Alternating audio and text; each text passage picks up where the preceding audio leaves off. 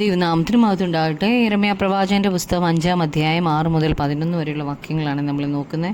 6-ാം വാക്യത്തിൽ, അതുകൊണ്ട് കാട്ടിൽ നിന്ന് ഒരു സിംഹം വന്ന് അവരെ കൊല്ലും, മരുപ്രദേശത്തിലെ ചെന്നായി അവരെ പിടിച്ചുകൊണ്ടു പോകും, പുള്ളിപ്പുലി അവരുടെ പട്ടണങ്ങൾക്കെതിരെ പതിയിരിക്കും, അവയിൽ നിന്ന് പുറപ്പെട്ടു വരുന്ന എല്ലാവരെയും പറിച്ചു കീറിക്കളയും, അവരുടെ അതിക്രമങ്ങൾ വളരെയല്ലോ, അവരുടെ പിന്മാറ്റങ്ങളും പെരുകിയിരിക്കുന്നു.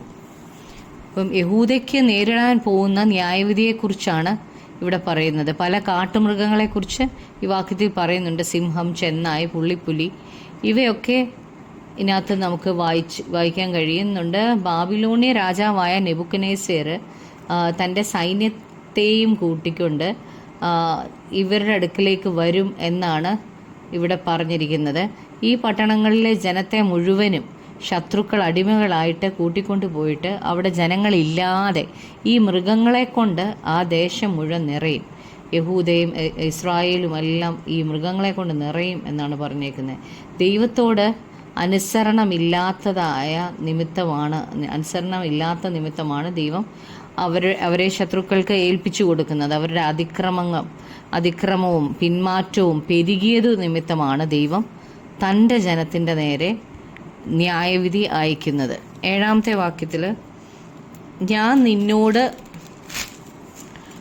ക്ഷമിക്കുന്നത് എങ്ങനെ? നിന്റെ മക്കൾ എന്നെ ഉപേക്ഷിച്ചു, ദൈവമില്ലാത്തവയെ ചൊല്ലി സത്യം ചെയ്തു വരുന്നു. ഞാൻ അവരെ പോഷിപ്പിച്ച സമയത്ത് അവർ വ്യഭിചാരം ചെയ്യുകയും വേശ്യാഗ്രഹങ്ങളിൽ കൂട്ടമായി ചെല്ലുകയും ചെയ്തു. യഹൂദ ദൈവത്തോട് പാപം ചെയ്യാൻ കാരണം അവരുടെ നന്ദിയില്ലാത്ത അവസ്ഥയാണ്. ദൈവം അവരോട് ഒരുപാട് നല്ലവനായിരുന്നു. എന്നാൽ അവർ ദൈവത്തെ ഒരുപാട് പ്രാവശ്യം തള്ളിക്കളഞ്ഞു. നന്മ മാത്രം അവർക്ക് ചെയ്ത ദൈവത്തെ അവരുപേക്ഷിച്ചു. അവർ വിഗ്രഹങ്ങളെ സേവിച്ചു. അതിനാൽ അവർ വ്യഭിചാരം ചെയ്തു. സത്യദൈവത്തെ വിട്ട് അന്യദൈവങ്ങളെ ആശ്രയിക്കുന്നവരെ ദൈവം വേശ്യ എന്നാണ് വിളിക്കുന്നത്. 8-ാമത്തെ വാക്യത്തിൽ, തീറ്റി തടുപ്പിച്ച കുതിരകളെ പോലെ അവർ മതിച്ചു നടന്നു. ഓരോരുത്തൻ താൻ്റെ കൂട്ടുകാരൻ്റെ ഭാര്യയെ നോക്കി ചിറാലിക്കുന്നു. അപ്പം ജീവനുള്ള ദൈവത്തെ വിട്ടുകളഞ്ഞാൽ പിന്നെ നാം എന്തു പാപം ചെയ്യാനും മടിക്കത്തില്ല. നമ്മുടെ ദൈവം ദഹിപ്പിക്കുന്ന അഗ്നിയാണ്. ഈ ദൈവത്തെ വിട്ടുമാറിയാൽ പിന്നെ നമുക്ക് ബോധിച്ചതുപോലെ നടക്കാം. ഈ ജനത്തിന് ഇപ്പോൾ ഒരു ദൈവഭയവുമില്ല. 9-ാമത്തെ വാക്യത്തിൽ, ഇവ നിമിത്തം ഞാൻ സന്ദർശിക്കാതെ ഇരിക്കുമോ? ഇങ്ങനെയുള്ള ജാതിയോട് ഞാൻ പകരം ചെയ്യാതിരിക്കുമോ എന്ന യഹോവയുടെ അരുളപ്പാട്. യിരെമ്യാവ് ചുറ്റും നോക്കിയിട്ട് നീതി പ്രവർത്തിക്കുന്നവരെ ആരെയും ജനത്തിൻ്റെ ഇടയിൽ കണ്ടില്ല. അല്പന്മാരുടെ ഇടയിലും മഹാന്മാരുടെ ഇടയിലും നീതിമാന്മാരെ കണ്ടില്ല.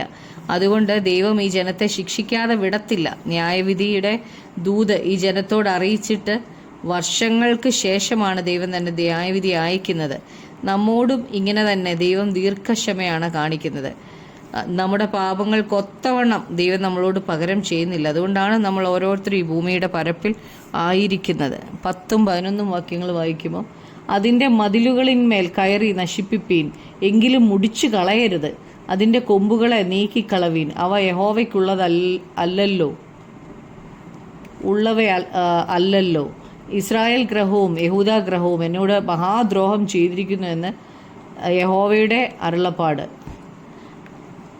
അപ്പോൾ ഇവിടെ മതിലുകൾ നശിച്ചു പോയാൽ ശത്രുക്കൾക്ക് സുഖമായിട്ട് അവരുടെ ദേശത്തേക്ക് കയറി ചെല്ലാം. ശത്രുക്കൾ ഈ ജനത്തെ പ്രവാസത്തിലേക്ക് പിടിച്ചുകൊണ്ട് പോയാലും ദൈവം ഈ ജനത്തെ തള്ളിക്കളയാതെ വീണ്ടും മടക്കി കൊണ്ടുവരും എന്നാണ് ദൈവം പറയുന്നത്. എത്ര വലിയ ന്യായവിധി ഈ ജനത്തിന് അയച്ചിട്ടും ദൈവം അവരോട് വീണ്ടും കരുണ കാണിക്കുകയാണ്. കാരണം ദൈവം അവരോട് ഉടമ്പടി ചെയ്തതാ. ക്രിസ്തു തൻ്റെ രാജ്യം സ്ഥാപിക്കുന്നത് വരെ ദൈവം ഇസ്രായേൽ ജനത്തോട് ദീർഘക്ഷമ കാണിക്കും. അവരെ മുടിച്ചു കളയാതെ കാക്കും. അവരിൽ ദൈവം തുടങ്ങി വെച്ച പ്രവൃത്തി ദൈവം പൂർത്തീകരിക്കുക തന്നെ ചെയ്യും. അവർ ദൈവത്തോട് എത്ര ദ്രോഹം ചെയ്താലും ദൈവം അവരെ മുടിച്ചു കളയത്തില്ല. അത് ദൈവത്തിൻ്റെ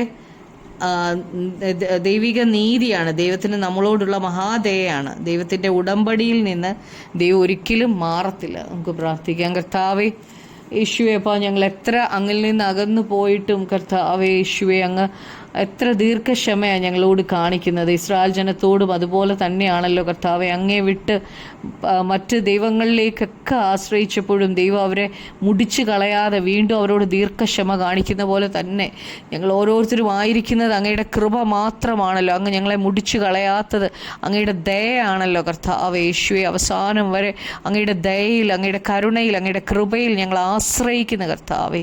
കൂടെ ഇരുന്ന് അവസാനത്തോളം വിശ്വസ്തയോടെ നിൽക്കുവാൻ സഹായിക്കണമേ. പ്രാർത്ഥനയായിട്ടതിനായി നന്ദി. യേശു ക്രിസ്തുവിൻ്റെ നാമത്തിൽ തന്നെ ആമേൻ.